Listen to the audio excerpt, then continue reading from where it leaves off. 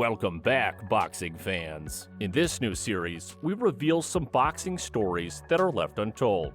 Our first video will feature untold stories from one of the most famous trilogies of all time, Joe Frazier versus Muhammad Ali.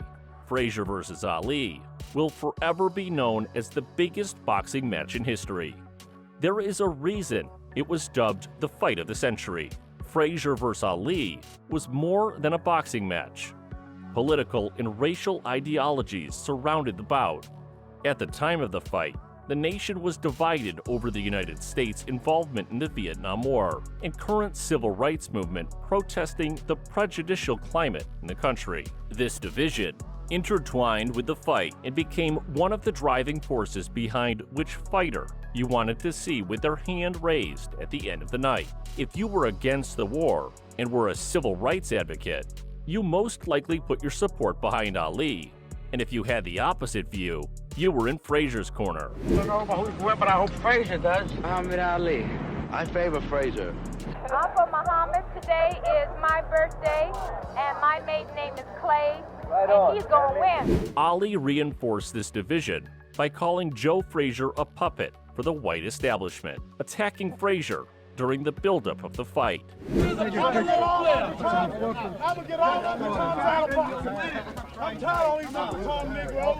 That's enough for show, Ali. Stop all these other. Take that bomb out of here. Now who's the dog? Time anybody ever see? You know, you're a one-sided guy. You talk from two sides of your mouth. One to the white and one to the black. Wise guy, that's what you do. But these two fighters didn't always hate each other. This brings us to the first untold story. April of 1967, Ali refused Army induction for the Vietnam War, citing his religious beliefs. Ladies and gentlemen, Mr. Muhammad Ali has just refused to be inducted into the United States Armed Forces. Notification of his refusal is being made to the United States Attorney, the State Director of the Selective Service System, and the local Selective Service Board for whatever action deemed to be appropriate. If I'm gonna die, I'll die now, right here fighting you. You my enemy. My enemies are white people, not Viet Congs or Chinese or Japanese. You my opposer when I want freedom. You my opposer when I want justice. You my opposer when I want equality. You won't even stand up for me in America for my religious beliefs, and you want me to go somewhere and fight, but you won't even stand up for me here at home. He was soon after stripped of his heavyweight title and faced a 3-year suspension from boxing. This decision cost Ali hundreds of thousands of dollars and left him in financial ruin for the next 3 years. But what is rarely talked about is how Joe Frazier financially and publicly supported Ali during these tough times. While the rest of the boxing world left Ali for dead, Frazier had his back. Not only did Frazier support Ali financially during his suspension, but he was one of his biggest advocates for the reinstatement of his boxing license. When the sanctioning bodies held a tournament to find a new heavyweight champion, Frazier boycotted the tournament in support of Ali.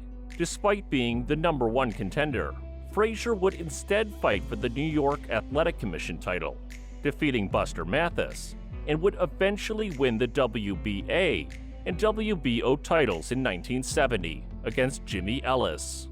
But Frazier and the world knew he would never truly be champion until a fight with Ali was made. I have a belt at home. Says world heavyweight champion. And for a man to be the champion, he's going to have to take my belt. And the day that he meet me, and if he beat me, I'm going to hand him my belt. Traditionally, I have the real belt. And for Joe Frazier to be a champion, he's got to beat me. See, those eliminations were only imitations. He's not the real champion.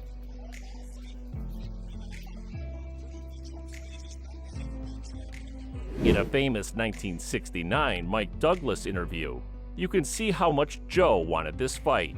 He wanted it just as bad as Muhammad. Well, he wants to run me out of the gym. Secondly, he wants to run me out of town. What do you mean he wants to run you out of the gym? He calls up and says, I want to work out or what? No, he come in and tell me I got to leave town. Now, I live here, you understand? I ain't going nowhere, you know. Next time, I think he's going to come up on Old Guns Avenue and try to put me out the house. If I don't stop him now. Yeah, you want to stop him? I'm willing to stop him anytime, any place, anywhere. Joe went to great lengths to help Ali get his license reinstated. He spoke on his behalf in front of Congress. He even petitioned President Richard Nixon to help reinstate Ali's license, telling him that he wanted to beat Ali for him. I went down to President Nixon, went to the White House, sit down, talk to him and his family, had dinner, and I asked him, Mr. President, I'd love to ask you, will you let him have his license back? He said, you think you are? I thought I got him, Mr. President. All you gotta do is give me the license. All right, that'll be granted. Finally, in 1971, Ali's suspension was overturned, and the fight of the century was on. Shout out to SeatGeek for sponsoring this video. My viewers get $20 off their first ticket purchase with my code PhillyBoxingGuru. Click the link in my description for your next ticket purchases. Your support helps us to continue making videos. The next untold story we will discuss comes after Frazier vs. Ali won. There's no doubt every boxing fan has seen this masterful 15-round bout. But many people don't know what happened in the preceding days. After the fight, both fighters were hospitalized, but Frazier's condition, when admitted, was very serious. In the pre-fight medical exams, Frazier was appearing to have issues regulating his blood pressure and may have been experiencing issues with his kidneys. After the fight, these conditions worsened, and reports coming out of the hospital were grim. Many reports were stating that Joe Frazier was in critical condition and that this was a life and death situation. When Ali was informed about Frazier's condition, he was devastated by the news. Ali vowed that if Frazier passed away, that he would never step into the ring again. These reports coming out of the hospital were not correct, and Frazier was in stable condition, but having complications with his blood pressure and kidneys, both pre-existing issues. No, the eyes ain't bother me. Sure, I had black eyes, you know what I mean? You name one fight, I didn't really get a black eye in unless I stopped a guy like in the maybe 3 or 4 rounds. But the last past fight that went to, the 3 fights that went to distance, I had black eyes. And the kidney problems functioned good to me, you know? I got water all over the place. Did you ever have high blood pressure before that you have now, Joe? Well, the blood pressure probably would drop every now and then. Let's say if I get real excited, you know what I mean?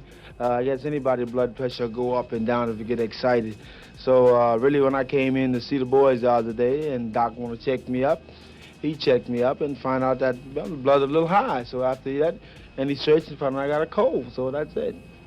You feel okay, though? I feel like I'm ready to go, man. I'm trying to get out of here as fast as I can right now. Before we continue this video, we wanted to say thank you for watching. Please hit the like and subscribe buttons, and we will continue to bring quality boxing content. We also have new merch. We have hoodies, t-shirts, tank tops, and more. Please grab some merch and support our page so we can continue making quality content. Check out the link below. Thank you, and back to the video. Our last and final untold story comes from their third bout, billed as the Thrilla in Manila. This fight was the most brutal out of the 3. Both fighters on the brink of death. We know that Frazier did not come out of the 15th round, and Muhammad Ali was awarded the technical decision victory. But Frazier didn't quit on his stool. It was famous cornerman Eddie Futch who chose to call the stoppage. This was a controversial untold story from that night, that Ali was done after the 14th round, and so much so that he told his trainer, Angelo Dundee, to cut his gloves off. But luckily, Futch stopped the fight before Ali could throw in the towel. Muhammad Ali was on the stool and was not getting up. He said he wasn't getting up. If Eddie Futch would let Joe Frazier get up, and round 15 would have started, you'd have won that fight because Muhammad Ali said that was it. He was not going out for the next round. Just think about that. 30 seconds that would change history. Believe me, it never happened. I'm the only guy talked in the corner, and then Muhammad never talked back at me. I would shut him up if he was to shut up, take it easy. No, not a word about quit. What quit? Muhammad didn't know what quit was. Ali has admitted that he was close to death going into round 15, and he didn't know how he would finish the fight. But whether he truly quit before Futch threw in the towel will never be known. It's just a little kickback. max and relaxing. Summertime with a fantastic kickback.